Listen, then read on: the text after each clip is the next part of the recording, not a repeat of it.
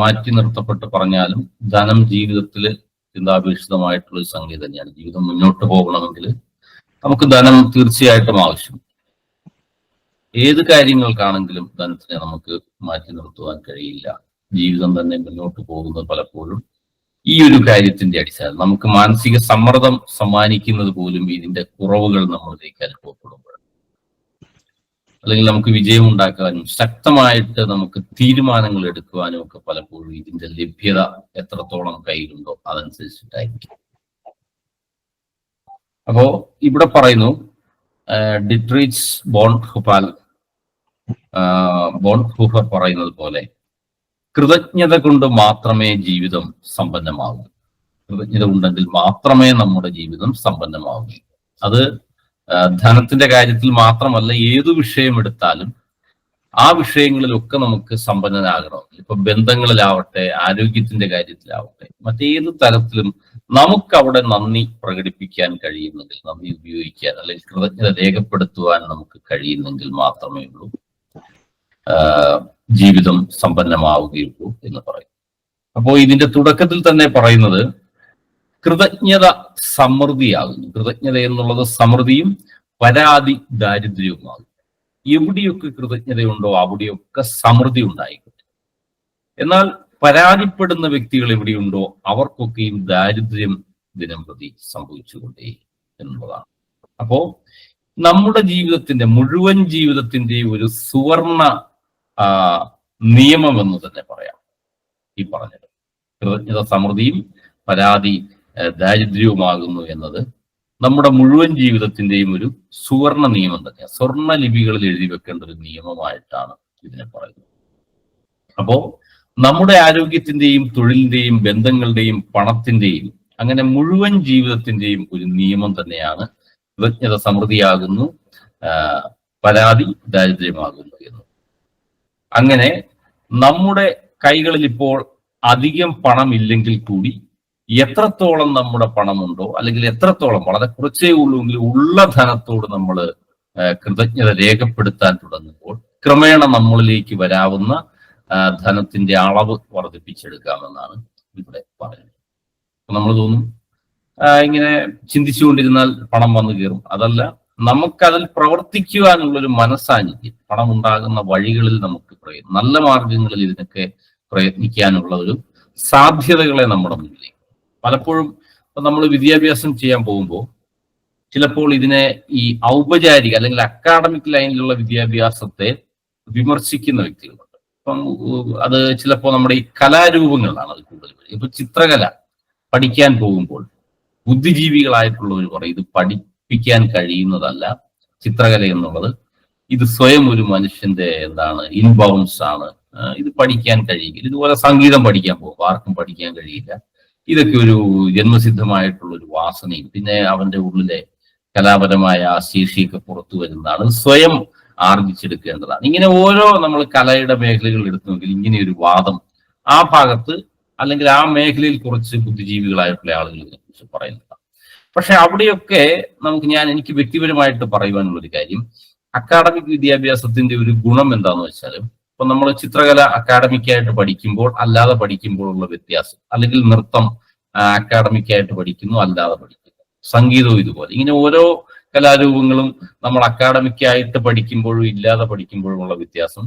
അക്കാഡമിക്കായിട്ട് പഠിക്കുമ്പോൾ നമ്മളിലേക്ക് ഇതിന്റെ സാധ്യതകൾ വന്നു ചേരും. കാരണം നമുക്കത് കൂടുതൽ ചെയ്യുവാൻ അല്ലെങ്കിൽ കൂടുതൽ പഠിക്കുവാൻ, കൂടുതൽ നമുക്കത് കലയെന്നുള്ളത് ഇപ്പൊ എന്റെ കയ്യിലുണ്ട്, ഞാനിപ്പോ ഇങ്ങനെ അത് കയ്യിൽ വെച്ചുകൊണ്ടിരുന്നു കഴിഞ്ഞാൽ അതുകൊണ്ട് യാതൊരു പ്രയോജനമില്ല. ഇത് 10 പേരുടെ മുൻപിൽ ഇത് അവതരിപ്പിച്ച് കാണിക്കുമ്പോഴാണ് അത് ശരിക്കും അതിന്റെ മൂല്യം ഉണ്ടാവുക. അല്ലെ, ആളുകൾ അറിയപ്പെടുമ്പോൾ മാത്രമേ അതിന് പ്രയോജനം ഉണ്ടാവുക. നല്ലൊരു ചിത്രകാരനാണ് ഞാൻ, പക്ഷെ ഞാൻ വരയ്ക്കുന്ന ചിത്രം ഇങ്ങനെ വീടിന്റെ ഉള്ളിൽ ഒളിപ്പിച്ച് വെച്ചിരിക്കുകയാണെങ്കിൽ അതുകൊണ്ട് ഒരു പ്രയോജനമില്ല.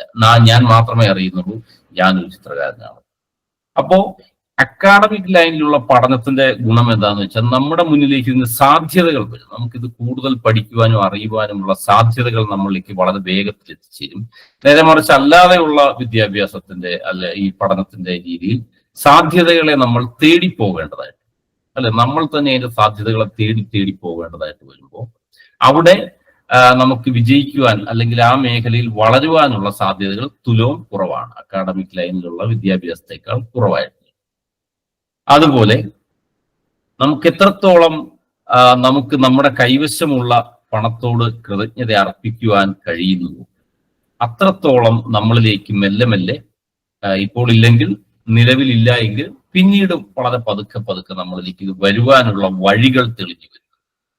അല്ലെങ്കിൽ നമുക്ക് കൂടുതൽ ധനം ആർജിക്കാനുള്ള മാർഗങ്ങളെ നമ്മളിലേക്ക് പറഞ്ഞു തരാൻ കഴിവുള്ള സുഹൃത്ത് ബന്ധങ്ങൾ പുതിയതായിട്ടുണ്ടാവാം. അത്തരം സാധ്യതകൾ നമ്മുടെ ചിന്തകളിലോ പഠനങ്ങളിലോ ഒക്കെ പുതിയതായിട്ട് വന്നിട്ടുണ്ടായി. അങ്ങനെ മാന്ത്രികമായിട്ട് നമ്മളിലേക്ക് സമ്പത്ത് കൈവരുവാനുള്ള സാധ്യത ഉണ്ടാവും. അപ്പോൾ ഭൂരിപക്ഷം ആളുകൾ, ഇപ്പൊ നമ്മളിൽ ഭൂരിപക്ഷം പേരും പണത്തെ കുറിച്ചിട്ട് പരാതി ഉള്ളവർ തന്നെയാണ്. കൃതജ്ഞത ഉള്ളവർ വളരെ കുറവാണ്. ഉണ്ടോന്ന് തന്നെ അറിയില്ല. കാരണം നമ്മൾ പണത്തെക്കുറിച്ച് പരാതി പറയുന്നത് നമ്മൾ പോലും അറിയാതെയാണ്. അല്ലെ, നമ്മൾക്കൊരു പണത്തിന് അല്പം ബുദ്ധിമുട്ട് നേരിടുന്ന സാഹചര്യത്തിൽ നമ്മൾ പോലും അറിയാതെ പരാതിപ്പെട്ടിട്ടുണ്ട് ഇതിനോട്. കാരണം ഇന്നിപ്പം നമുക്ക് ഒരു ബിസിനസ് കുറഞ്ഞ ഒരു മാസമാണെന്ന് വിചാരിക്കുക. പൊതുവെ ഈ മാസങ്ങൾ, ഈ മാർച്ചിന് മുമ്പുള്ള മാസങ്ങൾ ബിസിനസ്സുകാരെ സംബന്ധിച്ചുള്ള ഒരു മാന്ദ്യകാലമാണ്. കാരണം ബിസിനസ് മറ്റ് കമ്പനികളൊന്നും പുറത്തേക്ക് വിടാതിരിക്കുന്നത് ഒരു മാർച്ച് പകുതിക്ക് ശേഷമൊക്കെയാണ്. അപ്പൊ സ്വാഭാവികമായിട്ടും ഫെബ്രുവരി മാസത്തിൽ ചിലപ്പോൾ മാന്ദ്യം അനുഭവപ്പെടുന്ന സമയമാണ്.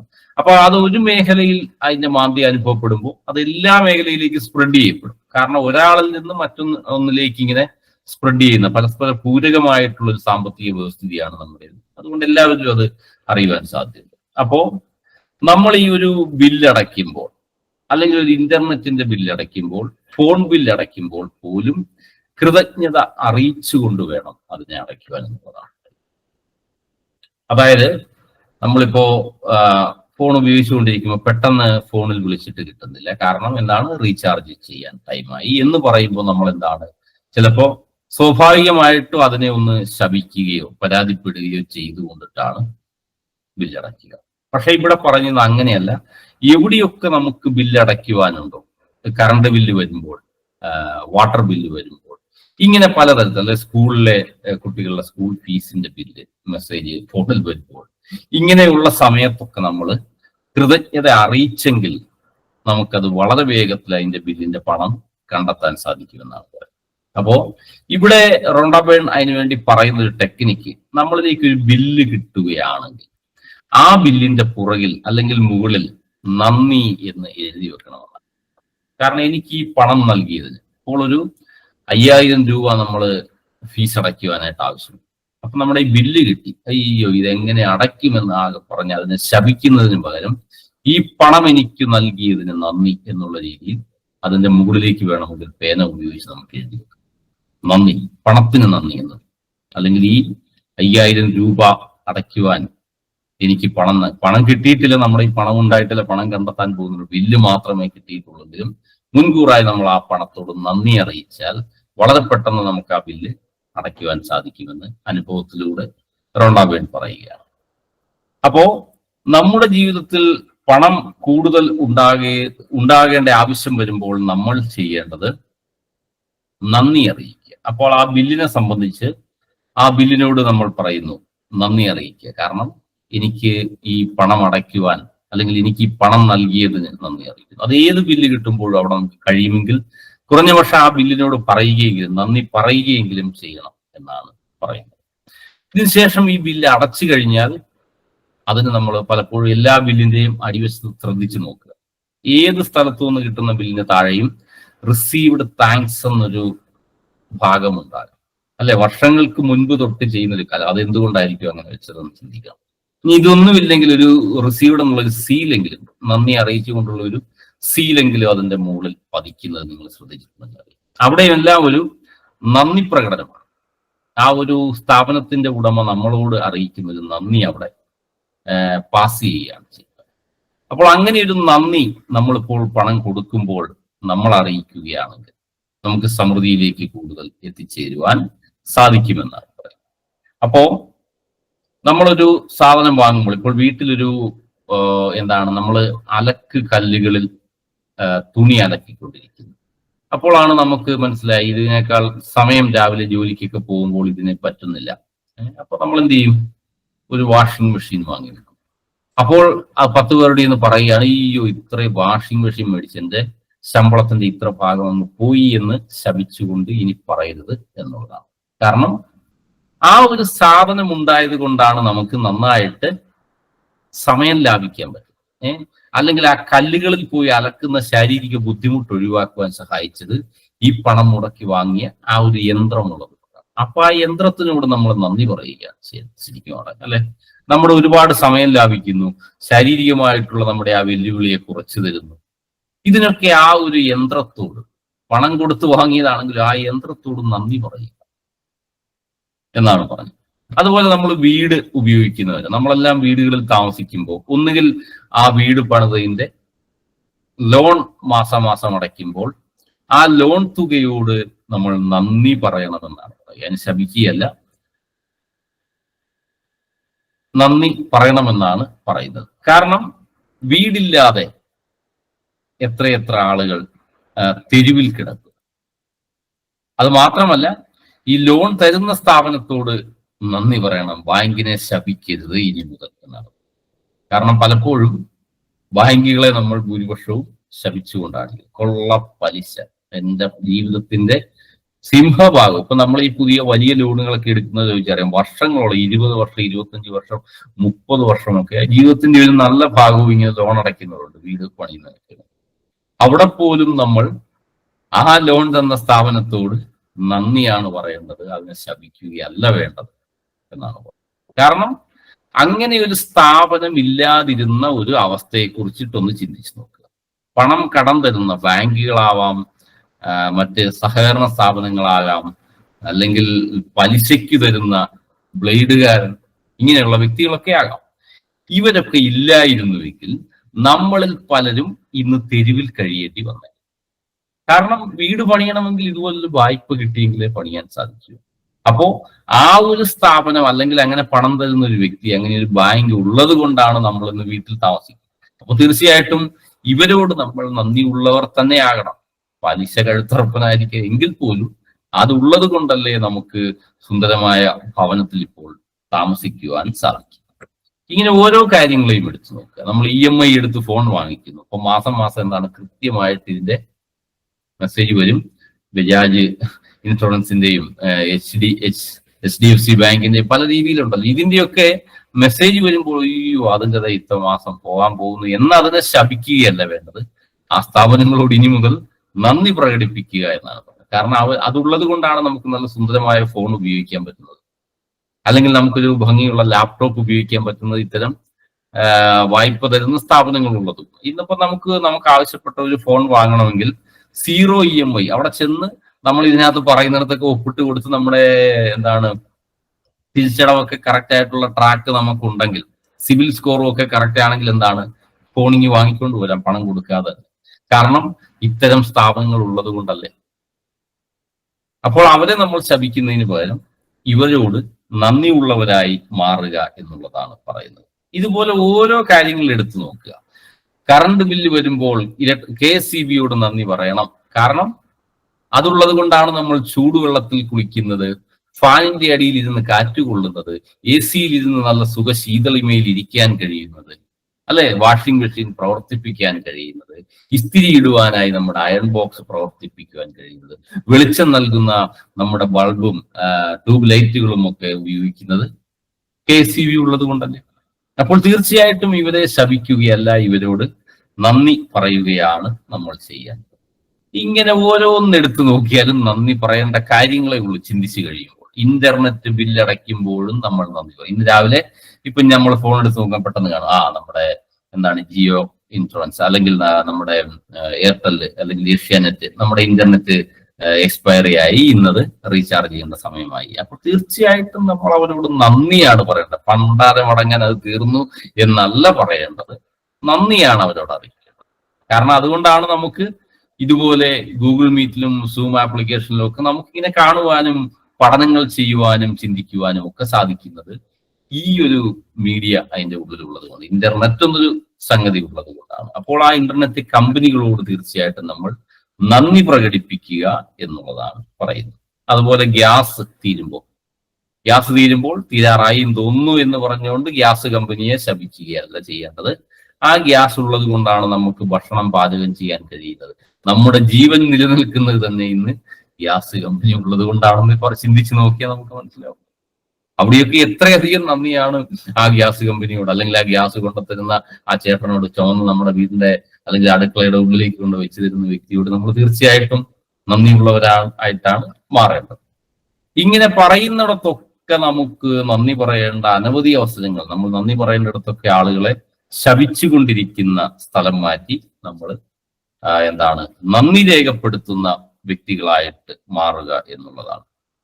അപ്പോ നമുക്ക് ലഭിക്കുന്ന ബില്ലുകളിലൊക്കെയും നമ്മൾ നന്ദി എന്ന് കഴിയുമെങ്കിൽ എഴുതി വെക്കുക. ഇനി പണം അടയ്ക്കാനുള്ള ബില്ലുണ്ടെങ്കിൽ ആ പണത്തിന് നന്ദി എന്ന് പറഞ്ഞുകൊണ്ട്, 5000 ആണെങ്കിൽ ആ 5000 രൂപ എനിക്ക് നൽകിയതിന് നന്ദി എന്ന് പറയുക. വളരെ പെട്ടെന്ന് തന്നെ നമുക്ക് ആ അടയ്ക്കുവാനുള്ള ബില്ല് കയ്യിലേക്ക് എത്തിച്ചേരുമെന്ന്. ഇനി നമ്മൾ കുറെ മുൻകാലങ്ങളിൽ, ഇപ്പൊ ഇത്രയും വർഷം നമ്മൾ ജീവിച്ചു പോന്നപ്പോൾ അനവധി ബില്ലുകൾ നമ്മുടെ ജീവിതത്തിൽ നമ്മൾ അടച്ചു കഴിഞ്ഞിട്ടുണ്ട്. അവിടെയൊക്കെ നമ്മൾ ശപിച്ചിട്ടുണ്ടെങ്കിൽ ആ ബില്ലുകളൊക്കെ വീട്ടിലിരിപ്പുണ്ടെങ്കിൽ തപ്പിയെടുത്തിട്ട് അതിനോട് നന്ദി എഴുതി വെക്കാം. അടച്ചു കഴിഞ്ഞതിനോട് അതിന്റെ പുറകോട്ട് എഴുതി വെക്കാം. കാരണം എനിക്ക് ആ പണം അടയ്ക്കുവാൻ സാധിച്ചതിന് നന്ദി എന്ന് പറയുമ്പോൾ ബില്ലുകൾ അടയ്ക്കാനുള്ള പണം ഇനി വേഗത്തിൽ നമ്മുടെ കയ്യിലേക്ക് എത്തിച്ചേരുന്നതാണ്.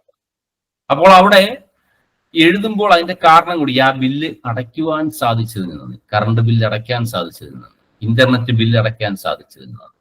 ഇങ്ങനെ പല സ്ഥലങ്ങളിലും നമുക്ക് നന്ദി അറിയിക്കാമെന്നുള്ളതാണ്. അതിന്റെ ഇപ്പൊ അടച്ചു കഴിഞ്ഞ ബില്ലാണെങ്കിൽ അതിന്റെ കുറുകെ എഴുതി വെക്കാം, കാരണം ഇനി ആ ബില്ലിന്റെ ആവശ്യമില്ലാത്തത്. ഇങ്ങനെ കൃതജ്ഞതയുടെ മാന്ത്രിക ശക്തി ഒന്ന് ഉപയോഗിച്ച് നോക്കുക, നിങ്ങളിലേക്ക് ധനത്തിന്റെ സമൃദ്ധി ഉണ്ടാകുന്നത് അറിയുവാൻ കഴിയും എന്നാണ്. Okay, thank you. അങ്ങനെ പണത്തിന് നന്ദി എന്ന് നമ്മൾ എഴുതി വെക്കുമ്പോൾ ഇനിയിപ്പം ചിലപ്പോ നമുക്കിപ്പം ഒരു മാനുവലായിട്ടുള്ള അല്ലെങ്കിൽ പേപ്പറിലുള്ള ബില്ലുകളൊക്കെ മാറിയിട്ട് നമുക്കിപ്പം ഇന്റർനെറ്റിലും മെസ്സേജസിലും ഒക്കെയാണ് ബില്ല് വരുന്നതെങ്കിൽ ഇവിടെയും നമുക്ക് ടൈം ലൈനുകളിൽ നന്ദി അറിയിക്കാം.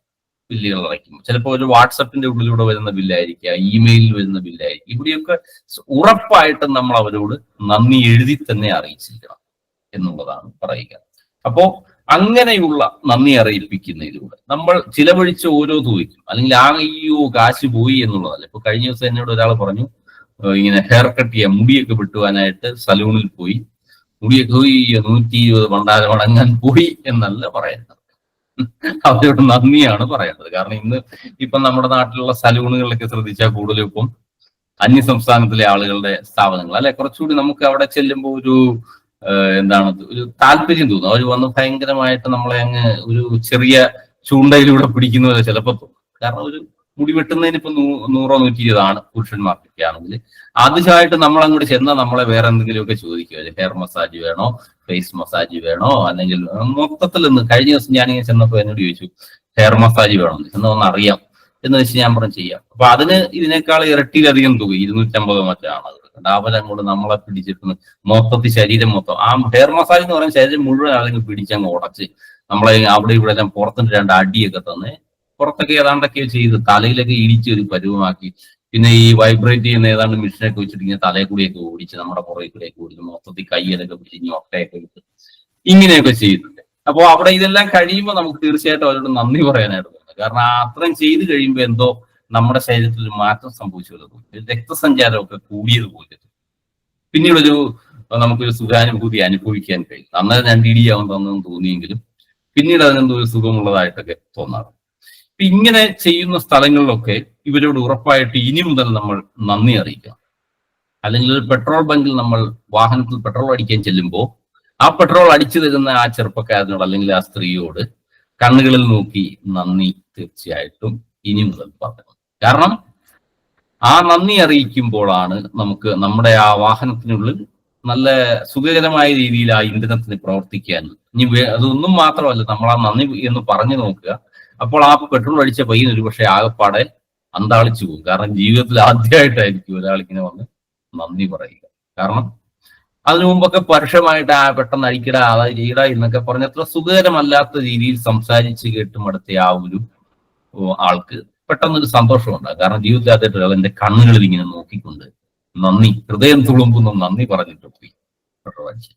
ഞാൻ ചെയ്യേണ്ട എന്ത് ജോലിയാണ്, ശമ്പളം കിട്ടുന്നുണ്ടെങ്കിലും എന്നോട് അവൻ നന്ദി പറഞ്ഞു പോയല്ലോ എന്നൊരു സന്തോഷവും ആ ചെറുപ്പക്കാരൻ അല്ലെങ്കിൽ ആ ചെറുപ്പക്കാരിയിൽ ഉണ്ടാകും എന്നുള്ളതാണ്.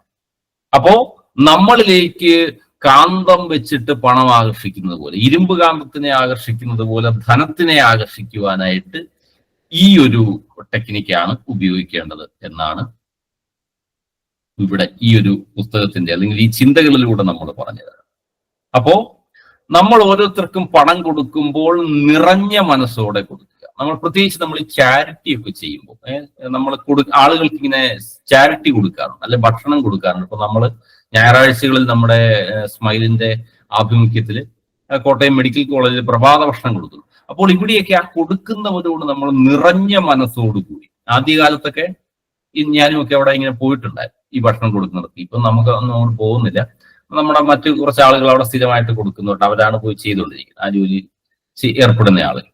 അപ്പൊ അങ്ങനെ കൊടുക്കുമ്പോൾ നിറഞ്ഞ മനസ്സോടെ, അല്ലെങ്കിൽ ഇന്നാ കൊണ്ടുപോയി തിന്ന് എന്ന് പറഞ്ഞാൽ മുടിയാനായിട്ട് എന്ന് പറഞ്ഞിട്ടല്ല, നിറഞ്ഞ മനസ്സോടു കൂടി വേണം കൊടുക്കാൻ. കാരണം നമുക്ക് വളരെ ഇഷ്ടത്തോടു കൂടി ആണ് കൊടുക്കേണ്ടത്. ഇങ്ങനെ കൊടുക്കുമ്പോൾ, അല്ലെങ്കിൽ നമ്മൾ വളരെ ഇഷ്ടത്തോടു കൂടി ഒരു ആൾക്ക് 1000 രൂപ അല്ലെങ്കിൽ 50 രൂപ 100 രൂപ കൊടുക്കുമ്പോൾ നിറഞ്ഞ മനസ്സോടെ കൊടുത്താൽ ഈ 1000 എന്നുള്ളത് 10,000 നമ്മുടെ കയ്യിലേക്ക് വന്നു ചേരും. നന്ദിയോടുകൂടി കൊടുക്കുകയാണെങ്കിൽ, അത് പ്രത്യേകിച്ച് ശ്രദ്ധിച്ചാൽ അറിയാം, ബിസിനസ് ചെയ്യുന്ന ആളുകളെല്ലാം തന്നെ ഒന്നാം തരം ചാരിറ്റി വർക്കുകൾ ചെയ്യുന്നതായിരിക്കും. കാരണം അവർക്ക് ഇതിന്റെ രഹസ്യം അറിയാവുന്നവരാണ്. പ്രത്യേകിച്ച് വളർന്നിട്ടുള്ള ഓരോ ബിസിനസ്സുകാരെയും എടുത്തു നോക്കുക, അവരുടെ ഇവരുടെ പ്രൊഫൈലിൽ ആദ്യം പറയുക, ഇത്ര ലക്ഷം അല്ലെങ്കിൽ ഇത്ര കോടി വാർഷികമായി ഞങ്ങൾ ചാരിറ്റി ചെയ്യുന്നു. കാരണം അത് മറ്റൊരു ടെക്നിക്കാണ്. ഈ നിറഞ്ഞ മനസ്സോടെ കൊടുക്കുമ്പോൾ ഇത് 10 ഇരട്ടിയായിട്ട് തിരികെ ഇവരുടെ കൈകളിലേക്ക് വന്നു ചേരുമെന്നൊരു ആകർഷണ നിയമമുണ്ട്. എത്ര കൊടുക്കുന്നു അതിന്റെ 10 മടങ്ങ് തിരികെ വരും. പക്ഷെ അത് നിറഞ്ഞ മനസ്സോടും നന്ദിയോടും കൂടി മാത്രമാണ് കൊടുക്കേണ്ടത്. എങ്കിൽ മാത്രമേ ഇത് തിരികെ വരികയുള്ളൂ. ഇപ്പൊ നമ്മള് രത്തൻ ടാറ്റയെ കുറിച്ചിട്ട് കേട്ടിട്ടുണ്ട്. ടാറ്റ ഇന്ത്യയിലെ തന്നെ ഒരു ബൃഹത്തായ ബ്രഹ്മാണ്ഡ കമ്പനിയാണ് ടാറ്റ. അപ്പോൾ ഇദ്ദേഹത്തിന്റെ സ്വപ്നം തന്നെ എന്താണ്? വരുന്ന 10 വർഷത്തിനുള്ളിൽ 100 കോടി എനിക്ക് ചാരിറ്റി ചെയ്യുവാൻ കഴിയണേ, വാർഷികമായിട്ട് 100 കോടി ചാരിറ്റി ചെയ്യുവാൻ എനിക്ക് കഴിയുക എന്നുള്ളതായിരുന്നു ഇദ്ദേഹത്തിന്റെ ഡ്രീം തന്നെ. കാരണം നിലവിൽ ഇദ്ദേഹം കൊടുത്തുകൊണ്ടിരിക്കുന്നത് 10 കോടി രൂപ, 10 കോടി ചാരിറ്റി ചെയ്യും, പാവപ്പെട്ടവർക്ക് വേണ്ടി, അല്ല പല രീതി വീട് വെച്ച് കൊടുക്കലും ഒക്കെ ആയിട്ട് 10 കോടി രൂപ ഒരു വർഷം ഈ കമ്പനിയിൽ നിന്ന് ചെലവഴിക്കുമ്പോൾ ഇദ്ദേഹത്തിന്റെ സ്വപ്നം എന്താണ്? അടുത്ത വർഷമാകുമ്പോൾ 100 കോടി, അല്ല വരുന്ന 10 വർഷത്തിനുള്ളിൽ 100 കോടിയിലേക്ക് ഈ ചാരിറ്റി ലെവൽ വർദ്ധിപ്പിക്കണം. കാരണം ഇദ്ദേഹത്തിന്റെ കമ്പനിയിലെ ലാഭത്തിന്റെ 10% ചാരിറ്റി ആയിട്ട് കൊടുത്തുകൊണ്ടിരിക്കുന്നത്. അപ്പോ ഇപ്പോ 10 കോടി കൊടുക്കുമ്പോൾ നാളെ 100 കോടി കൊടുക്കണമെങ്കിൽ ഇദ്ദേഹത്തിന്റെ വരുമാനം എന്താണ്? ഈ 100 കോടിക്ക് കൊടുക്കേണ്ട 10% ഇരട്ടിയിലേക്ക് വർദ്ധിച്ച് തീർച്ചയായിട്ടും വരണം. അപ്പോ അവർ കണ്ട സ്വപ്നങ്ങൾ, അല്ലെ, കാരണം അതിന്റെ ഈ ഒരു ആകർഷണ നിയമത്തിന്റെ ഒക്കെ രഹസ്യങ്ങൾ അറിയാവുന്നവരാണ് ഇവർ. ഇതുകൊണ്ടാണ് ഇവരൊക്കെ നന്നായിട്ട് ചാരിറ്റികൾ ചെയ്യുന്നത്. അല്ലെങ്കിൽ അതുപോലെ തന്നെയാണ് നമുക്ക് ഈ അന്നദാനം ചെയ്യുക, ഭക്ഷണം കൊടുക്കുക എന്നുള്ളത്. ഇത് എത്ര കൊടുക്കുന്നോ അവനിൽ സമൃദ്ധി ഉണ്ടാകും. കഴിയുന്നിടത്തൊക്കെ നമ്മൾ നിറഞ്ഞ മനസ്സോടെ കൊടുക്കുകയാണെങ്കിൽ നമ്മുടെ വീട്ടിലേക്ക് എന്താണ് സമൃദ്ധി വന്നു കയറും. ഭക്ഷണത്തിന്റെ ആണെങ്കിലും മറ്റു കാര്യങ്ങളും സമൃദ്ധി ഉണ്ടാകുന്നതാണ്.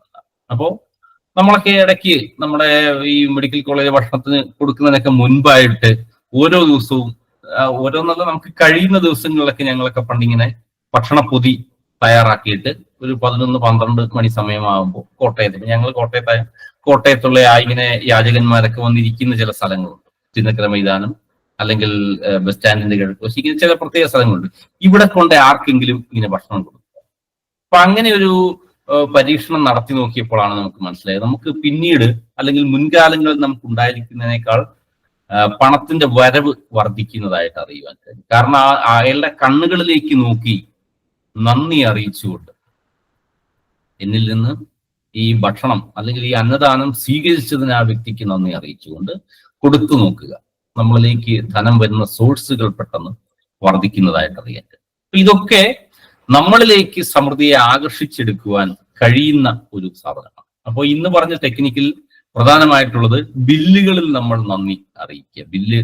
കൊടുക്കാനുള്ള ബില്ല് വരുമ്പോൾ ആ പണത്തിന് നന്ദി എന്നും, കൊടുത്തു കഴിഞ്ഞ ബില്ലുകളിൽ ഈ പണം കൊടുക്കാൻ എന്നെ സഹായിച്ചതിന് നന്ദി, അല്ലെങ്കിൽ ഈ ഒരു അല്ലെങ്കിൽ ആ സേവനത്തിന്, ഇന്റർനെറ്റ് ആണെങ്കിൽ കറണ്ട് ബില്ലാണെങ്കിൽ ആ സേവനത്തിന് നന്ദി അറിയിച്ചുകൊണ്ടുള്ള കാര്യങ്ങൾ എഴുതി വെക്കണം.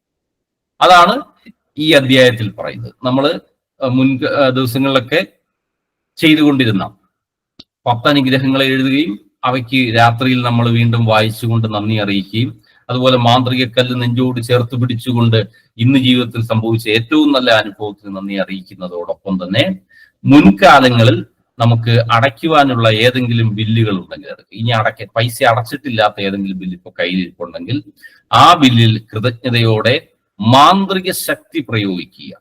മാന്ത്രിക ശക്തി പ്രയോഗിച്ചുകൊണ്ട് ഓരോ ബില്ലിനും കുറുകെ ആ പണത്തിന് നന്ദി എന്ന് എഴുതി വെക്കണം. അപ്പോ പണം നമ്മുടെ കയ്യിൽ ഇപ്പോൾ ഇല്ലെങ്കിലും ഉണ്ടെങ്കിലും അതിന് കൃതജ്ഞത പ്രകാശിപ്പിക്കണം. പണം ഇപ്പം നമ്മൾ വിചാരിക്കും പണം കയ്യിലില്ലാതെ എന്തിനാണ് പണത്തിന് നന്ദി, പക്ഷെ പണം ഇല്ലെങ്കിൽ പോലും ആ പണത്തിന് നന്ദി അറിയിച്ചാൽ നമ്മളിൽ വളരെ വേഗം ആ ബില്ലടയ്ക്കുവാനുള്ള പണം എത്തിച്ചേരും എന്നുള്ളതാണ്. അതോടൊപ്പം മുൻകാലങ്ങളിൽ നമ്മൾ അടച്ചു കഴിഞ്ഞ 10 ബില്ലുകളെങ്കിലും എടുത്തിട്ട് ഓരോ ബില്ലിനും കുറുകെ മാന്ത്രിക വാക്കുകളായ നന്ദി, പണമടയ്ക്കാൻ സാധിച്ചതിന് നന്ദി എന്ന് എഴുതി വെക്കണം എന്നുള്ളതാണ്. ഈ കാര്യങ്ങളാണ് ഇത് ഇനി ഉള്ള ദിവസങ്ങളിൽ ചെയ്യേണ്ട, അല്ലെങ്കിൽ ധനത്തെ ആകർഷിക്കുവാൻ ചെയ്യേണ്ട മറ്റൊരു മാജിക് ടെക്നിക്ക് എന്നുള്ളത്. ഇനി അടുത്തൊരു വിഷയം കൂടി ഇന്ന് നമ്മൾ ചർച്ച ചെയ്യുന്നുണ്ട്. മാന്ത്രിക ധൂളി ഉപയോഗിക്കുക, മാന്ത്രിക പൊടി. ഇപ്പൊ നമ്മൾ കേട്ടിട്ടുണ്ട് ബ്ലാക്ക് മാജിക് അല്ലെങ്കിൽ മന്ത്രവാദികളൊക്കെ വന്നിട്ട് ഇങ്ങനെ പൊടിയെടുത്ത് ഇങ്ങനെ നമ്മുടെ ദേഹത്തോട്ട് എറിയുന്നത്. ഈ സിനിമയിലൊക്കെ കണ്ടിട്ടുണ്ടല്ലോ, ഈ ശരീരത്ത് ബാധ കയറിയ ആളൊക്കെ വന്നു കഴിയുമ്പോൾ ഈ മന്ത്രവാദി വന്നിട്ട് ചെയ്യുന്നത് എന്താണ്, കയ്യിൽ ഇങ്ങനെ ഒരു പൊടി അങ്ങോട്ട് എടുത്തിട്ട് ഒറ്റ എറിഞ്ഞു കഴിയുമ്പോൾ അവരുടെ അവിടെ ബോധം കെട്ട് കിടക്കുന്നു. അല്ലെങ്കിൽ ഒരു പന്തത്തിൽ ഇങ്ങനെ തീയൊക്കെ കത്തിച്ചിട്ട് അതിനകത്തോട് ഇങ്ങനെ എറിഞ്ഞു വിടുമ്പോൾ തീ അങ്ങോട്ട് ചെറിച്ചു വരുന്നത്. അങ്ങനത്തെ ഒരു മാന്ത്രിക ധൂളി നമുക്കും വേണമെങ്കിൽ ഉപയോഗിക്കാം. പക്ഷെ നമ്മുടെ കയ്യിൽ പന്തം ഉണ്ടാകില്ല, നമ്മൾ മന്ത്രവാദിയുമല്ല, നമ്മുടെ കയ്യിൽ പൊടിയും ഉണ്ടാകില്ല. പക്ഷേ മാന്ത്രിക ധൂളി നമ്മുടെ കയ്യിലുണ്ട്. ഇനി അങ്ങോട്ടുള്ള ദിവസങ്ങളിൽ നമ്മൾ മാന്ത്രിക പൊടി വിതറുന്ന മാന്ത്രികളായി മാറുകയാണ്. അപ്പോ നന്ദി അർപ്പിക്കുന്നതിനേക്കാൾ അടിയന്തിരമായിട്ട് മറ്റൊരു കടമയും നമ്മൾ ചെയ്യേണ്ടതില്ല എന്നുള്ളതാണ്. നമ്മൾ ഏറ്റവും അടിയന്തിരമായിട്ട് നമ്മൾ ചെയ്യേണ്ടത് നന്ദി അർപ്പിക്കുക എന്നൊരു കടമയാണ്. അപ്പോ നമ്മള് മുഴുവൻ ഹൃദയത്തോടെ അല്ലെങ്കിൽ നിറഞ്ഞ ഹൃദയത്തോടെ മറ്റൊരാൾക്ക് എന്തെങ്കിലും നൽകുകയാണെങ്കിൽ അത് മുമ്പ് പറഞ്ഞ കാര്യം തന്നെ, അത് 100 മടങ്ങായി നമ്മളിലേക്ക് തിരികെ വരും. ഒരു പാവപ്പെട്ട പിച്ചക്കാരൻ നിറഞ്ഞ മനസ്സോടെ 10 രൂപ കൊടുക്കുകയാണെങ്കിൽ അത് 100 രൂപയായിട്ട് നമ്മുടെ പോക്കറ്റിലേക്ക് തിരിച്ചു.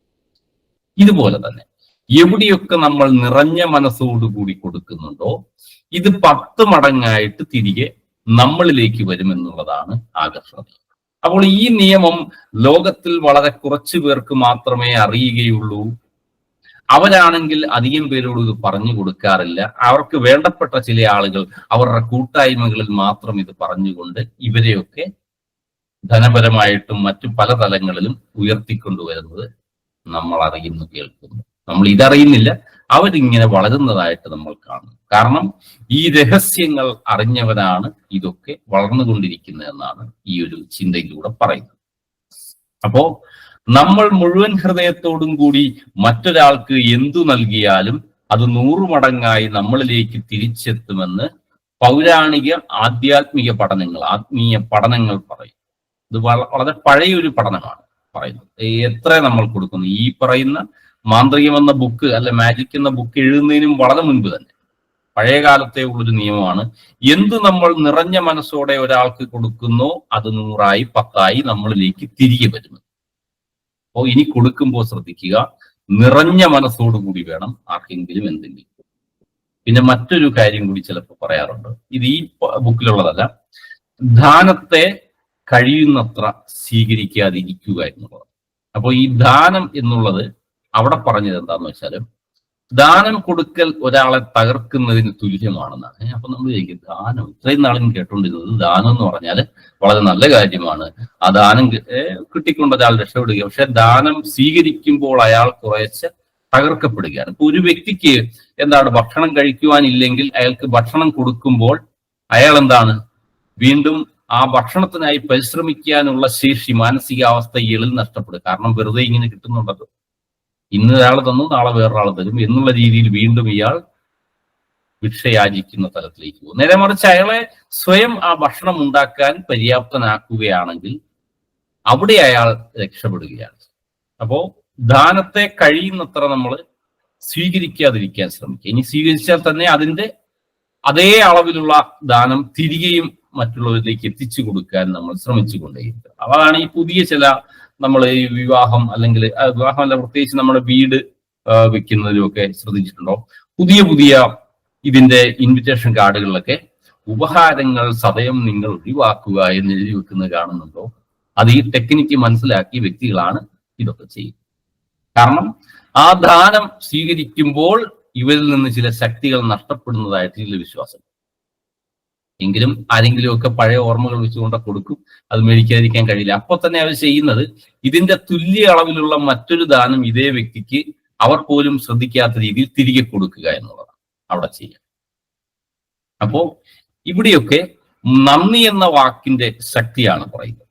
കൃതജ്ഞത എന്നത് ഒരു ശക്തമായിട്ടുള്ള ഒരു ഊർജ കലവറയാണ്. നമുക്ക് വളരെയധികം ഊർജം നൽകുന്നത്. നമ്മൾ നന്ദി ആരോടെങ്കിലും നല്ല ശക്തമായിട്ട് അറിയിച്ചു നോക്കുക, നമുക്ക് കൂടുതൽ എനർജി ലഭിക്കുന്നതായിട്ട്, നമുക്കൊരു ശക്തി വർദ്ധിക്കുന്നതായിട്ടൊക്കെ നമുക്ക് അറിയുവാൻ കഴിയും. അപ്പോ നിങ്ങൾ മാന്ത്രിക പൊടി, അതായത് മാന്ത്രിക പൊടി പോലെ നമ്മൾ ആരോടെങ്കിലുമൊക്കെ നന്ദി പറയുമ്പോൾ അവർ പോലും അറിയാതെ നമ്മുടെ കയ്യിൽ നിന്ന് നമ്മളൊരു പൊടി വിതറുന്നതായിട്ട് സങ്കല്പിക്കുക. മാന്ത്രിക ധൂളി അവരുടെ ദേഹത്തേക്ക് നമ്മൾ ഇടുകയാണ് എന്ന് പറഞ്ഞുകൊണ്ട് വേണം നന്ദി പറയാനെന്ന് പറയാം. ഇപ്പൊ നമ്മൾ പെട്രോൾ ബങ്കിൽ പെട്രോൾ അടിച്ചു കഴിയുമ്പോൾ ആ പയ്യനോട്, അവിടെ പെട്രോൾ അടിച്ചു തന്നെ ആ മനുഷ്യനോട് നമ്മൾ നന്ദി അറിയിക്കുമ്പോൾ അവർ പോലും ശ്രദ്ധിക്കാത്ത രീതിയിൽ പൊടി അവരുടെ ദേഹത്തേക്ക് വിതറുന്നു. ഈ മാന്ത്രിക ധൂളിയുടെ ശക്തി കാരണം അവൻ പിന്നെ നമ്മുടെ വലയത്തിനുള്ളിലാണ്.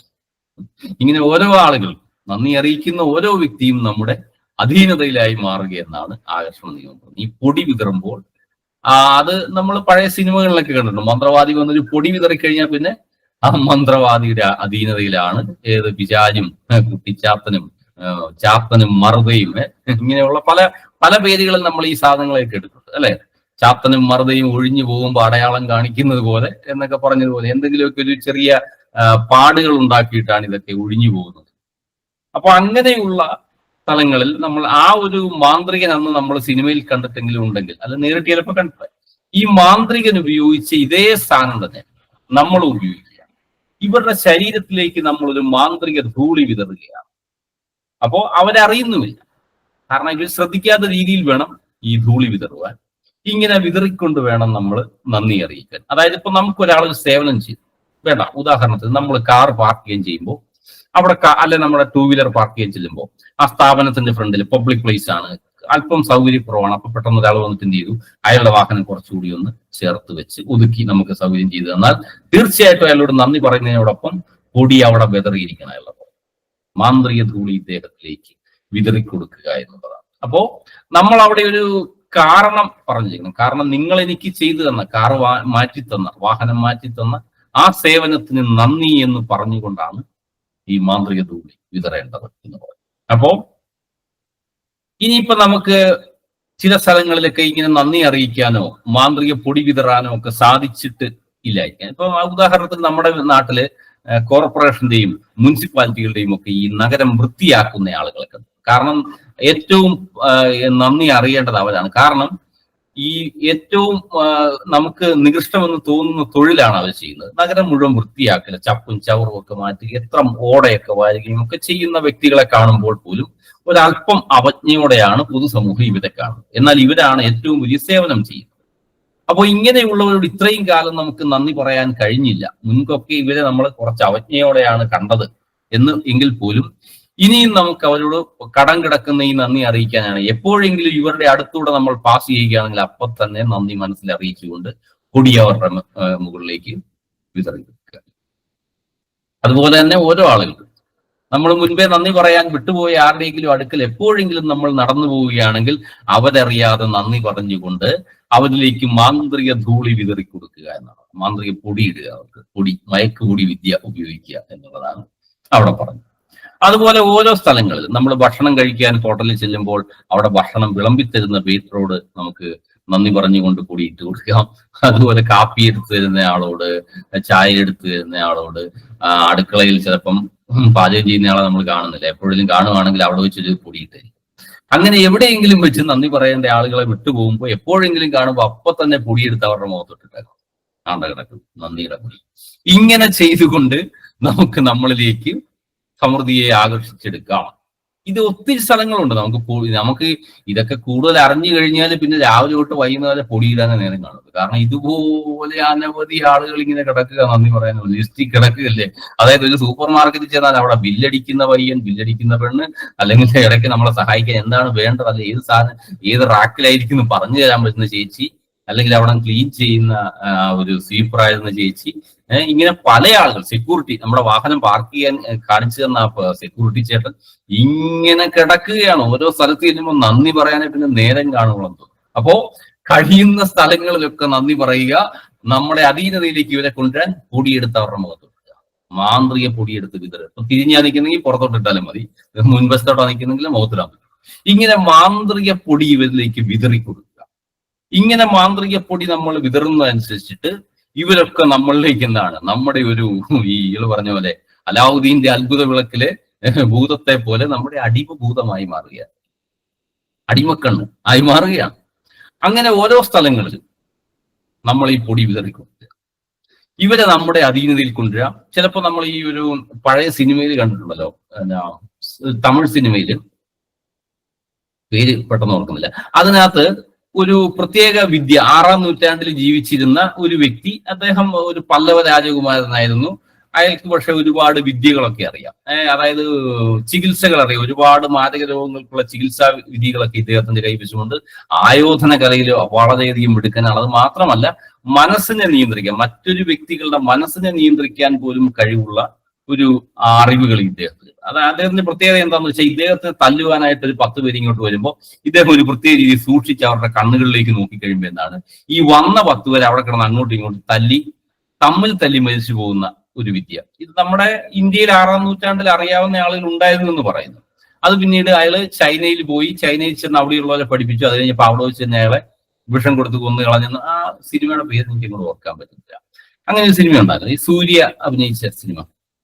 അതുപോലെയൊക്കെയുള്ള ചില വിദ്യകളൊക്കെ ഉണ്ടായിരുന്നു പറഞ്ഞാൽ.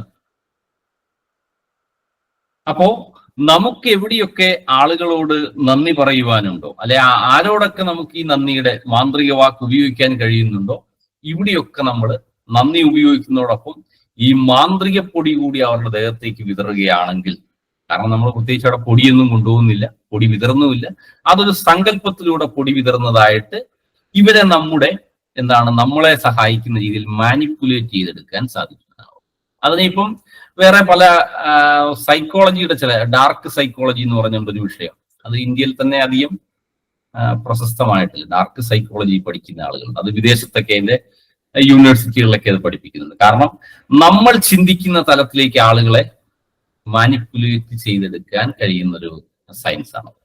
അതായത് നമ്മുടെ വരുതിയിലേക്ക് കൊണ്ടുവരിക, നമ്മൾ പറയുന്നത് പോലെ അവരെ കൊണ്ട് ചെയ്യിപ്പിക്കുക, ഇതൊക്കെ വരുന്ന രീതിയുണ്ട്. ഏതാണ്ട് അതേ രീതിയിൽ നമ്മുടെ അധീനതയിലേക്ക് വരുന്ന ഒരു തലത്തിലേക്ക് അവരുടെ മാനസികാവസ്ഥയെ എത്തിക്കുവാൻ സാധിക്കും.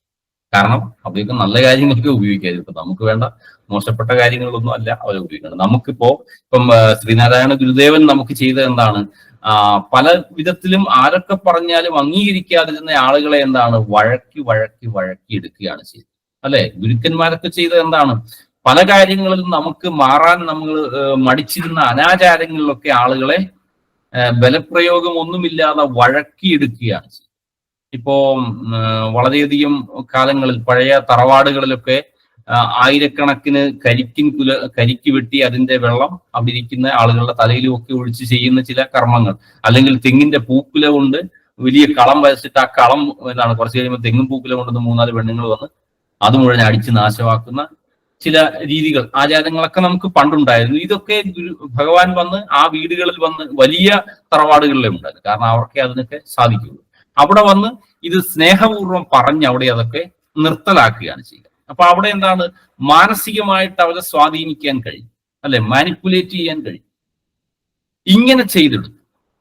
അതുപോലെയാണ് നമ്മൾ ഓരോ കാര്യങ്ങളും, നല്ല കാര്യങ്ങൾക്കായിട്ട് അവരുടെ മനസ്സിനെ നമുക്ക് സ്വാധീനിക്കുവാൻ കഴിഞ്ഞാൽ, അവിടെയാണ്, അങ്ങനെയുള്ളിടത്താണ് ഒരു ലീഡർ ജനിക്കുന്നത്. കാരണം ആ ഒരു 100 പേര് ഒരാളെ അംഗീകരിക്കുന്നെങ്കിൽ അയാളുടെ ചിന്തകളെ, അയാളുടെ വാക്കുകളെ, അയാളുടെ പ്രവൃത്തികളെ ആ 100 പേര് അംഗീകരിക്കുന്നു, മാനസികമായിട്ട് ഉൾക്കൊള്ളുമ്പോഴാണ് അവിടെ ക്രമേണ ആ സമൂഹം തന്നെ ഒന്ന് മാറി വരിക. അല്ലെ, നമ്മുടെ ജീവിതത്തിലൊക്കെ മാറ്റങ്ങൾ വരുമ്പോൾ നമുക്കറിയാം, ആരെങ്കിലുമൊക്കെ നമ്മളോട് നല്ല കാര്യങ്ങൾ വന്ന് പറഞ്ഞു തരുമ്പോൾ അതിനൊത്ത് നമ്മൾ മാറി തുടങ്ങുമ്പോൾ നമ്മുടെ ജീവിതവും ക്രമേണ മാറുന്നതായിട്ട് നമുക്ക് അനുഭവപ്പെടും. കാരണം ഇത്രയും നാൾ നമ്മൾ അറിഞ്ഞിരുന്നതല്ലായിരുന്നു ശരിയായ ജീവിതം എന്ന് മനസ്സിലാക്കുമ്പോൾ നമ്മൾ ആ തലത്തിലേക്ക് മാറി. ഇങ്ങനെ പല രീതികളിലും നമുക്ക് നമ്മുടെ ചിന്തകളിലേക്ക്, അല്ലെങ്കിൽ നമ്മുടെ നല്ല പ്രവൃത്തികൾ, നമുക്ക് നല്ലതെന്ന് തോന്നിയ ആ പ്രവൃത്തികളിലേക്ക് ആളുകളെ കൊണ്ടുവരാൻ ഈ മാന്ത്രിക പൊടിയെടുത്ത് ശരീരത്തോട് വിതറി കൊടുക്കുക എന്നുള്ളതാണ്. അപ്പോൾ അവിടെയും പ്രത്യേകിച്ച് ഒരു വാചകം കൂടെ കൃത്യമായിട്ട് ഈ ഗ്രന്ഥത്തിൽ ചേർത്തിട്ടുണ്ട്. ഫിലോ ഓഫ് അലക്സാൻഡ്രിയ എന്ന് പറയുന്ന വ്യക്തിയുടെ ഒരു വാക്കാണ്. തത്വചിന്തകനാണ്. BC 50 ജീവിച്ചിരുന്ന ഒരാളാണ്. അതായത് അയാൾ പറഞ്ഞത് ഇതാണ്: എല്ലാവരോടും ദയയുള്ളവരായിരിക്കൂ, എന്തെന്നാൽ നിങ്ങൾ കണ്ടുമുട്ടുന്നവർ ദുഷ്കരമായ യുദ്ധത്തിൽ പോരടിക്കുന്നവരായി.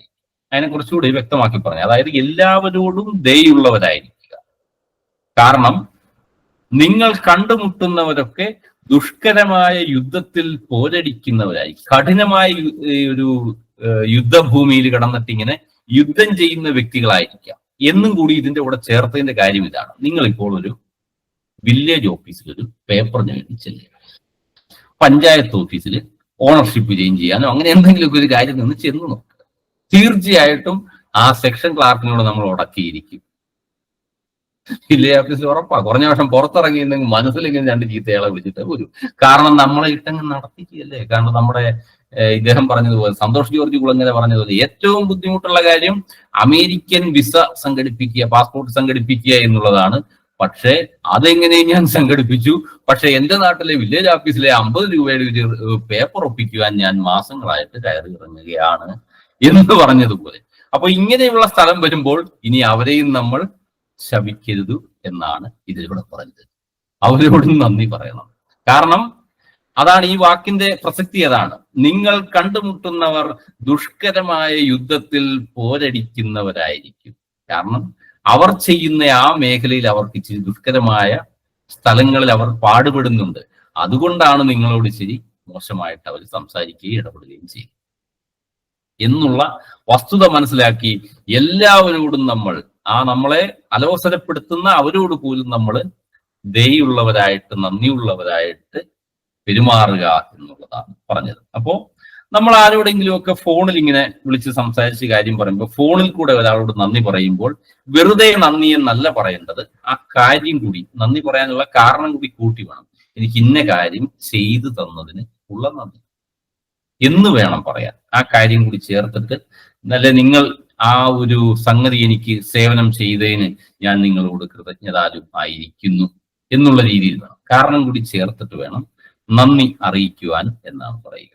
അങ്ങനെ എന്ത് കാര്യങ്ങളാണല്ലോ ചെയ്യാൻ. ഇപ്പൊ പറഞ്ഞു വന്നപ്പോൾ നമുക്കൊരു ദിവസത്തിന് മറ്റു പണിയൊന്നും ചെയ്യാൻ സമയമില്ല, നന്ദി പറയാൻ മാത്രം നേരമുള്ള തോന്നുന്നു. അത്രയൊന്നും വേണ്ട. കഴിയുന്നത്ര സ്ഥലങ്ങൾ, നിങ്ങൾക്ക് ആവശ്യമുള്ള ചെറിയ ചെറിയ സ്ഥലങ്ങളിൽ മാത്രം ഈ നന്ദി ഉപയോഗിച്ചുകൊണ്ട് ഇങ്ങനെ പൊക്കോളുക. പൊടിയൊക്കെ വിതറുക. അപ്പൊ നമുക്ക് ചിലപ്പോൾ രസമായിരിക്കും. ചില സ്ഥലങ്ങളിലൊക്കെ ചെന്നിട്ട് ഇങ്ങനെ ഒരാളുടെ മേത്തോട്ട് പൊടിയിട്ട് കൊടുക്കുമ്പോൾ പിന്നെ നമ്മളെ അവനെ ഇങ്ങനെ നോക്കുമ്പോൾ അവൻ നമ്മൾ ചിന്തിക്കുന്ന വഴി കൂടിയൊക്കെ പോകുന്ന കാണുമ്പോൾ നമ്മൾ മാന്ത്രികനായി എന്നുള്ള ആ ഒരു സന്തോഷമൊക്കെ നമുക്ക്. ഇങ്ങനെ മാന്ത്രിക പൊടി വിതറിക്കൊണ്ടും നന്ദി എന്ന മാന്ത്രിക വാക്ക് അറിയിച്ചുകൊണ്ടും ക്രമേണ നമ്മളിലേക്ക് സമൃദ്ധിയെ ആകർഷിച്ചെടുക്കാം. അപ്പോ ഈ അധ്യായം അവസാനിക്കുമ്പോൾ പറയുന്നു, നമ്മൾ പതിവ് ആയി ചെയ്തുകൊണ്ടിരുന്ന 10 കാര്യങ്ങൾ എഴുതി നന്ദി പറയുന്നു, മാന്ത്രിക കല്ല് ഉപയോഗിക്കുന്നു. അതോടൊപ്പം നമുക്കിന്ന് ഗുണകരമായിട്ടുള്ളൊരു സേവനം ചെയ്ത 10 പേരിൽ, നമുക്ക് ചിലപ്പോൾ ഒരുപക്ഷെ മുൻപേ ആയിരിക്കാം, അല്ലെങ്കിൽ ഇന്നായിരിക്കാം, നമുക്ക് എന്തെങ്കിലും ഗുണകരമായിട്ടുള്ളൊരു 10 പേരുണ്ടെങ്കിൽ ഇവരിലേക്കൊക്കെ ഒന്ന് മാന്ത്രിക പൊടിയിട്ട് കൊടുക്കുക. ഇന്ന് ഈ രാവിലെ ഇങ്ങോട്ട് വന്നപ്പോൾ എനിക്ക് ആ വണ്ടി ഒന്ന് അവിടെ നിന്ന് മാറ്റി വെച്ച് തന്നു, അല്ലെങ്കിൽ ഇന്ന് രാവിലെ ഇങ്ങോട്ട് ആ പാൽക്കാരൻ ചേട്ടൻ പാല് കൊണ്ടുതന്നു, കൊടുക്കാമായിട്ടൊരു പൊടി. അങ്ങനെ ഓരോ ആളുകൾ ഇങ്ങനെ എവിടെയെങ്കിലും ഒക്കെ നമ്മളോടൊരു സേവനം ചെയ്ത വ്യക്തിയിൽ ഇന്നലെ വരെ അയാളോട് എന്താണ് താമസിച്ച് വന്ന പത്രം വലിച്ചാണോ എറിയുന്ന, കയ്യിലോട്ട് തരാൻ വേണ്ട എന്ന് ചോദിക്കുന്നതിന് പകരം നന്ദി അറിയിച്ചുകൊണ്ട് പൊടിയിട്ട് കൊടുക്കുക. ന്യൂസ് പേപ്പർ പോയിട്ട് ഇങ്ങനെ ഓരോ സ്ഥലങ്ങളിലും മാന്ത്രിക 10 പേരോടെങ്കിലും കുറഞ്ഞത് ഒരു ദിവസം മാന്ത്രിക പൊടി വിതറുക. ഇതൊരു വരുന്ന കുറച്ച് ദിവസത്തേക്ക് മതി. ഈ 28 ദിവസത്തിന്റെ ബാക്കിയുള്ള ദിവസങ്ങളിൽ ഈ മാന്ത്രിക പൊടി വിതറിയാൽ മതി. പിന്നെ കുറെ കഴിയുമ്പോൾ നമുക്ക് തന്നെ രസമോ ഇങ്ങനെ പൊടി വിതറുക എന്നുള്ളത്. ഇങ്ങനെ ചെയ്തുകൊണ്ടിരിക്കാം എന്നുള്ളതും കൂടിയാണ് ഇതിനകത്ത് പറയുന്നത്. അതോടൊപ്പം നമ്മുടെ മാന്ത്രിക കല്ല് ഉപയോഗിച്ചുകൊണ്ട് നമുക്ക് നന്ദി അറിയിക്കാം. ഇങ്ങനെ ഓരോ പ്രവൃത്തികൾ ഏതൊക്കെയാണ് നമുക്ക് ആവശ്യമുള്ളത്, ഏറ്റവും അധികം ആവശ്യമുള്ള മേഖല എവിടെയാണ്, അവിടെയൊക്കെ നമുക്ക് ഈ വിദ്യകൾ പ്രയോഗിച്ചുകൊണ്ട് നമ്മളിലേക്ക് ഉദ്ദേശിക്കുന്ന തരത്തിലുള്ള സമൃദ്ധിയെയും ജീവിത തലങ്ങളെയും നമ്മളിലേക്ക് ആകർഷിച്ചെടുക്കാൻ എന്ന് റോണ്ട ബേൺ പറയുന്ന ഈ ഗ്രന്ഥം ഇന്നത്തെ നമ്മുടെ ഈ ചർച്ചയുടെ അവസാനിപ്പിക്കാം. ഇത്രയും സമയം കേട്ടുകൊണ്ടിരുന്ന എല്ലാ മാന്യ സുഹൃത്തുക്കൾക്കുമുള്ള നന്ദിയും കടപ്പാടും അറിയിക്കുന്നു. നന്ദി. തൃപ്പാദജയം.